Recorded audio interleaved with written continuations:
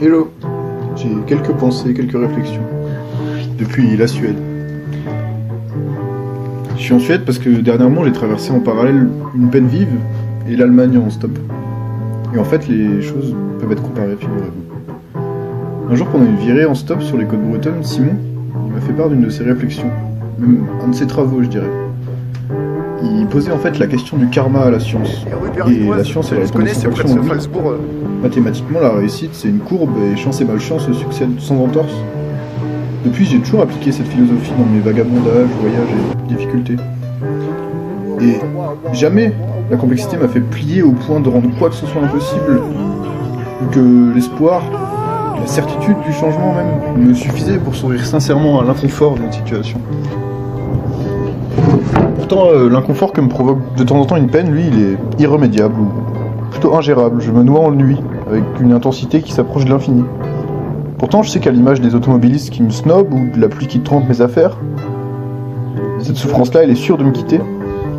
Alors, à un moment donné, même sûre d'être récompensée par les larmes, par la quiétude ou par la motivation, mais rien à faire, je désespère. Et en fait, c'est logique. Demeurer dans une situation inconfortable physiquement, c'est désagréable. Mais le recul vous sauvera. Vous dézoomez, vous réalisez ce qui vous reste, ce que vous allez bientôt retrouver. Et votre problème du moment, ça devient insignifiant en comparaison avec l'infinité de ce que la vie vous propose. La situation cauchemardesque dans laquelle vous vous trouvez, c'est un petit caillou, certes très tranchant, mais au milieu d'un jardin coloré. Alors que l'amour, c'est une infinité en lui-même, c'est la couleur décuplée. C'est l'infini mis à la portée des caniches, selon Céline. Quand vous vous attachez à quelqu'un, votre ressenti il prend 1000 teintes indescriptibles et alors en cas de rupture, vous vous attardez devant la loupe de votre vie, tellement la simple vision de ce qu'il y a derrière vous fait du bien. Et dans ce cas-là, prendre du recul, c'est quitter cet état de jouissance, tout faux soit-il. C'est devoir se réadapter à l'insipidité du reste. Je crois qu'un lien est là. Un moment de faiblesse du cœur, c'est un moment où, qu'importe votre jugement des choses, tout semblera sans saveur. Comme si vos sens se redécouvraient et redécouvraient le monde. C'est un réapprentissage de vos connotations.